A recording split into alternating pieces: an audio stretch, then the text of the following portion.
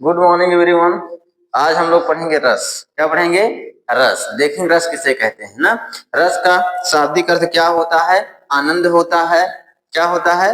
रस का शाब्दिक अर्थ आनंद होता है। किसी काव्य को पढ़ने, नाटक को देखने से हमारे हृदय में जो अनुभूति होती है उसे रस कहते हैं। क्या कहते हैं? रस कहते हैं। किसे? किसी काव्य को पढ़ने, नाटक को देखने से हमारे हृदय में जो अनुभूति होती है उसे रस कहते हैं। मान लीजिए आप कोई बुक पढ़ रहे हैं। क्या पढ़ रहे हैं? बुक पढ़ रहे हैं। या कोई आप नाटक देख रहे हैं ना, जो आपको अनुभूति होती है। तो दुख का अनुभव हुआ जब देखिए आपका एक्टर है, मतलब फेवरेट हीरो मार खाने लगता है ना, तो आपका बहुत दुख होने लगता है। जब विलन मार खाने लगता है तो आपको बहुत हर्ष उल्लास होता है ना। इसी प्रकार से किसी काव्य को पढ़ने से या नाटक को देखने से हमारे हृदय में जो अनुभूति होती है उसे क्या कहते हैं? रस कहते हैं। रस का शाब्दिक अर्थ होता है आनंद। क्या होता है? आनंद होता है। रस का क्या सूत्र होता है? विभाव, अनुभाव, व्यभिचारी संयोग रस निष्पत्ति। विभाव, अनुभाव और संचारी भाव के संयोग से रस की उत्पत्ति होती है। अगर आपसे पूछे तो बताइए रस की उत्पत्ति के कैसे होती है। कोई अगर आपसे प्रश्न करता है कि रस की उत्पत्ति कैसे होती, तो आप बताएंगे विभाव, अनुभाव, संचारी भाव के संयोग से रस की उत्पत्ति होती है। इसका सूत्र क्या होता है? विभावा अनुभाव संयोगस्य निष्पत्ति। विभावा अनुभावे संयोगस्य निष्पत्ति। क्या सूत्र होता है? विभाव, अनुभाव, संचारी भाव के संयोग से रस की क्या होती है? उत्पत्ति होती है। रस के कितने अंग माने गए हैं? 4 अंग माने गए हैं। कौन कौन से अंग माने गए हैं? पहला विभाव, दूसरा अनुभाव, तीसरा संचारी भाव और चौथा क्या माना गया है? वो स्थायी भाव माना गया है ना। भरत मुनि ने हमारे रस के 3 अंग ही माने हैं, विभाव, अनुभाव, व्यभिचारी भाव। व्यभिचारी भाव को संचारी भाव भी कहा जाता है, क्षणिक भाव भी कहा जाता है, अस्थिर भाव कहा जाता है। अगर आपसे प्रश्न पूछा जाए कि रस के कितने अंग है, तो आप क्या बताएंगे? रस के हमारे 4 अंग हैं। कौन कौन से? अनुभाव, विभाव, संचारी भाव और स्थायी भाव होते हैं। तो आइए हम लोग एक एक करके देखेंगे। देखिए रस का शाब्दिक अर्थ क्या है? आनंद होता है। किसी काव्य को पढ़ने, नाटक को देखने से हमारे हृदय में जो अनुभूति होती है उसे रस कहते हैं। रस का सूत्र क्या है? देखेंगे विभाव अनुभाव व्यभिचारी संयोगस्य निष्पत्ति। विभाव, अनुभाव, संचारी भाव और क्या? स्थायी भाव है ना। इस कितने हैं? अंग है इसके। विभाव, अनुभाव, संचारी भाव, स्थायी भाव है ना। इसका क्या अर्थ होगा? देखिएगा सूत्र है, अर्थ भी बताएं हम। विभाव, अनुभाव, व्यभिचारी संयोग रस निष्पत्ति। विभाव, अनुभाव और संचारी भाव के संयोग से रस की उत्पत्ति होती है ना। अंग कितने? 4 हैं। विभाव, अनुभाव, संचारी भाव और स्थायी भाव। आइए देखेंगे विभाव किसे कहते हैं। विशेष रूप से भावों को प्रकट करने वाले विभाव कहलाते हैं, अर्थात जिसके माध्यम से कोई भाव प्रकट होता है विभाव कहलाता है। क्या कहलाता है? विभाव कहलाता है। हम लोग एक एक करके चारों अंग को पढ़ेंगे। पहला क्या पढ़ेंगे? विभाव पढ़ेंगे। तो विभाव किसे कहते हैं?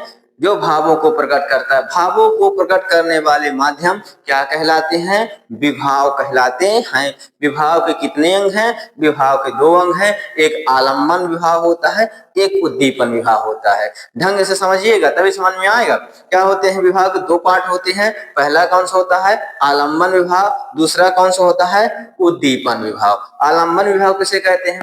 आलम्बन का अर्थ होता है आधार या सहारा होता है। क्या होता है? आलम्बन का अर्थ होता है आधार या सहारा। जिसके आधार पर या जिसके सहारे कोई भाव उत्पन्न होता है आलम्बन विभाव कहलाता है। किसके? जिसके आधार पर या जिसके सहारे कोई भाव मतलब आलंबित होता है या उसके सहारे पर उत्पन्न होता है आलम्बन विभाव कहलाता है। क्या कहलाता है? आलम्बन विभाव कहलाता है। अब देखिए विभाव की परिभाषा बताएं कि जिसके माध्यम भावों को उत्पन्न करने वाले कारण क्या कहलाते हैं? विभाव कहलाते हैं। विभाव के कितने भेद हैं? दो भेद, एक आलम्बन, दूसरा उद्दीपन। मान लीजिए आपके मन में कोई विभाव उत्पन्न हुआ है ना, तो जो कारण है उत्पन्न करने का वही आपको क्या कहलाएगा? विभाव कहलाएगा। मान लीजिए किसी कारणवश, है ना, देखिए आप मूवी में देखते होंगे नायक नायिका होता है, उनके मन में जो उत्पन्न करता है, मतलब कोई कारण उनके भाव में जो उत्पन्न करता है वो क्या कहलाते हैं? विभाव कहलाते हैं। विभाव के दो भेद हैं, एक आलम्बन, दूसरा उद्दीपन।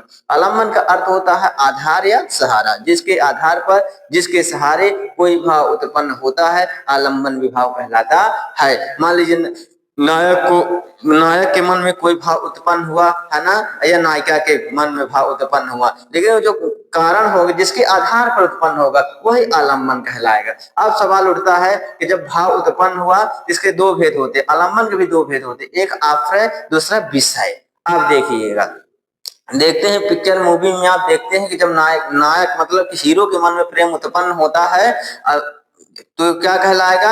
आश्रय कहलाएगा। और जिसके प्रति उत्पन्न होगा वह क्या कहलाएगा? विषय कहलाएगा। आलम्बन विभाव कितने भेद? दो, एक आश्रय, एक विषय। मतलब आश्रय किसे कहते हैं? जिसके मन में भाव उत्पन्न होगा वह आश्रय कहलाएगा, और जिसके प्रति भाव उत्पन्न होगा वह विषय कहलाएगा। आपको मान लीजिए किसी से प्रेम हो गया है, तो आपके मन में भाव उत्पन्न हो रहा है कि नहीं हो रहा है? जब आपके मन में भाव उत्पन्न हो तो आप आश्रित हैं किसी के, तो कौन सा कहलाएगा? आश्रित, आश्रय कहलाएगा। और जिसके लिए आपके मन में उत्पन्न होगा वह क्या कहलाएगा? विषय कहलाएगा। मान लीजिए किसी और को आपके लिए, आपके मन में भाव उत्पन्न हुआ, तो आप क्या कहलाएंगे? विषय कहलाएंगे। और जिसके मन में भाव उत्पन्न हो जाएगा वह क्या कहलाएगा? वह आश्रय कहलाएगा, है ना। अब देखिए भाव उत्पन्न हो गया, अब भाव उत्पन्न हो गया तो आगे भी कार्यक्रम बढ़ेगा ना, तो उसे ही कहा गया है उद्दीपन, है ना। उद्दीपन का अर्थ होता है उद्दीप्त करना या बढ़ाना, मतलब कि उत्पन्न हुए भाव को परिपूर्ण करने वाले साधन उद्दीपन कहलाते हैं। जो आपके मन में भाव उत्पन्न हुए थे, अब उसको पूर्ण भी आप करेंगे, क्लियर बात है, करेंगे, तो वही क्या कहलाएगा? उद्दीपन कहलाएगा, है ना। उद्दीपन का अर्थ होता है उद्दीप्त या क्या करना? बढ़ाना, है ना। उद्दीप्त करना या बढ़ाना, मतलब हमारे मन में जो उत्पन्न हुए हैं भाव उसे परिपूर्ण करने वाले साधन उद्दीपन कहलाएंगे। जहां आप मिलेंगे, मतलब अर्थात समझ रहे हैं ना, जहां आप मिलेंगे वही उद्दीपन कहलाएगा। जैसे आ जाए 6 मासा का वर्णन, 12 मासा का वर्णन, है ना, चांदनी रात, बगीचे, उपवन, नदी के किनारा, पर्वत का किनारा, है ना, ये सारे जगह क्या कहलाएगी? उद्दीपन। इसको आप लिखिए, इसके बाद फिर हम और आगे लिखवा रहे हैं, समझा रहे हैं। हाँ तो लिख लीजिए, आलम्बन विभाव बता दिए हैं, लिखिए। आलम्बन का अर्थ होता है आधार या सहारा, जिसके आधार पर या जिसके सहारे कोई भाव उत्पन्न होता है, आलम्बन विभाव कहलाता है ना। आलम्बन के दो भेद होते हैं, पहला होता है आश्रय, दूसरा होता है विषय, है ना। आश्रय क्या होता है? जिसके मन में कोई भाव उत्पन्न होगा वह आश्रय कहलाएगा, और विषय क्या होता है? जिसके लिए उत्पन्न होगा वह विषय कहलाएगा।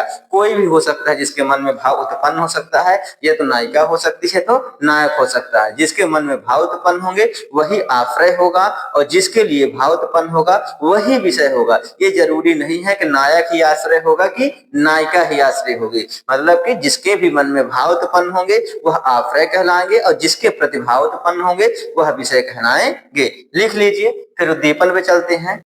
आइए हम लोग देखेंगे उद्दीपन। उद्दीपन किसे कहते हैं? उद्दीपन का देखो बच्चों होता है अर्थ उद्दीप्त करना या बढ़ाना, है ना। क्या करना होता है? उद्दीपन का अर्थ होता है उद्दीप्त करना या बढ़ाना। मन में उत्पन्न हुए भाव को परिपूर्ण करने वाले साधन उद्दीपन कहलाते हैं। क्या कहलाते हैं? उद्दीपन कहलाते हैं। जैसे श्रृंगार रस में इनका वर्णन हो रहा है, इनका वन, उपवन, वाटिका, सरोवर, तालाब, समुद्र या नदी का किनारा, पक्षियों का चहकना, कोयल की आवाज़, पपीहे की आवाज़, पशु पक्षियों के द्वारा संदेश भेजना, गुलाबी, लाल, पीला रंग, पुष्प फूल माला चूड़ी कंगन इत्र चांदनी रात नीले काले बादल आदि लक्षण पाए जाते हैं। क्या पाए जाते हैं बच्चों? आदि लक्षण पाए जाते हैं। इन सभी लक्षणों को आप याद कर लेंगे, आज के बाद रस कभी गलत नहीं होगा। ये लक्षण आप कहीं भी पाते हैं तो सीधा ट्रिक श्रृंगार रस में लगाएंगे। ये सारे लक्षण श्रृंगार रस के हैं, है ना। इनको पूरा आप रट लेंगे, आज के बाद कभी रस गलत ही नहीं होगा, है ना। ये सारे लक्षण क्या करेंगे? रटेंगे। रटने के बाद आइए जो लक्षण है ना श्रृंगार रस पूरे लक्षण है, आप लिख लीजिए। आइए हम लोग इसका उदाहरण देखेंगे कि राम को रूप निहारत जानकी कंगन के नग की परछाई, यो तो सबय सुध भूल गई पल टेक रही पर टारत नहीं। आइए देखेंगे, है ना, देखेंगे। राम को रूप निहारत जाने की कंगन के नागे की परछाई, यो तो सबय सुध भूल गई पल टेक रही पर टारती नहीं, है ना। क्या कह रहे हैं कि देखिएगा कि राम को रूप निहारत जानकी, है ना। क्या करें? राम के रूप को निहारत जानकी कंगन के नग की परछाई, अयो तो सबय सुध भूल गए। देखिए राम को रूप निहारत जानकी कंगन के नग की परछाई, यो तो सबय सुध भूल गई पल टेक रही पर टारत नाही, है ना। क्या करें? राम के रूप को जानकी जी निहारती हैं कंगन के नग की परछाई के माध्यम से।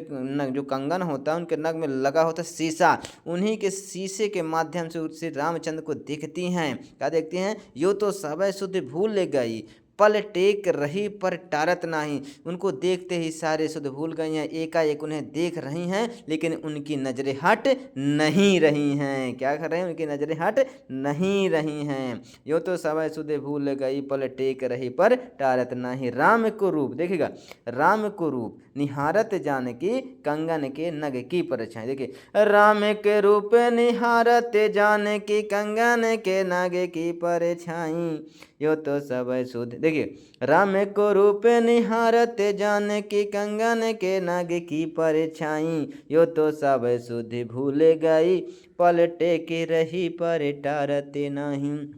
हमने आपको लक्षण भी लिखवाया। अगर मान लीजिए आपको व्याख्या नहीं आती है ना, मान लीजिए आपको क्या नहीं आती, व्याख्या नहीं आती है, तो हमने आपको लक्षण लिखवाया था, तो समझिएगा। देख लिखवाया था वन उपवन चूड़ी कंगन सारे चीज़ें आ जाएं, वहाँ कौन से रस होता है आप बताएंगे। श्रृंगार रस होता है ना। क्या रस होता है? श्रृंगार जैसे आ जाए, वन आ जाए, उपवन आ जाए, चूड़ी आ जाए, बगीचे आ जाए, नीला पीला गुलाबी आ जाए, कुछ भी आ जाए, आप वहाँ कौन सा ट्रिक मांग, सीधा श्रृंगार रस में ट्रिक लगाएंगे। देखिए क्या कर रहा है कि राम को रूप निहारत जाने की कंगन, आपको मिला कंगन, हमारे लक्षण हमने लिखवाया था ना, कंगन कंगन, ये देखिए मिला, सीधा लगाइएगा ट्रिक श्रृंगार रस में। क्या लगाएंगे? श्रृंगार रस में। हमने सारे ट्रिक बताए हैं आपको। कंगन के नग की परछाई, नग की जो परछाई आ रही कंगन की, आपको व्याख्या आए चाहे न आए, सीधा कंगन देखते ही आप ट्रिक लगाएंगे कि श्रृंगार रस का उदाहरण है। यो तो सबय सुध भूल गई पल टेक रही पर टारत नाही, सीधा कंगन आप पा रहे हैं, सीधा आप लगा देंगे कि हमारा कौन सा रस है? श्रृंगार रस है ना। कुछ भी आ जाए लेकिन आप सीधा ट्रिक लगाएंगे, कोई दिक्कत नहीं होनी चाहिए, क्योंकि आज के बाद आपका रस कभी गलत नहीं होगा। लिखिएगा बच्चों, हम जा रहे हैं, लिखिए।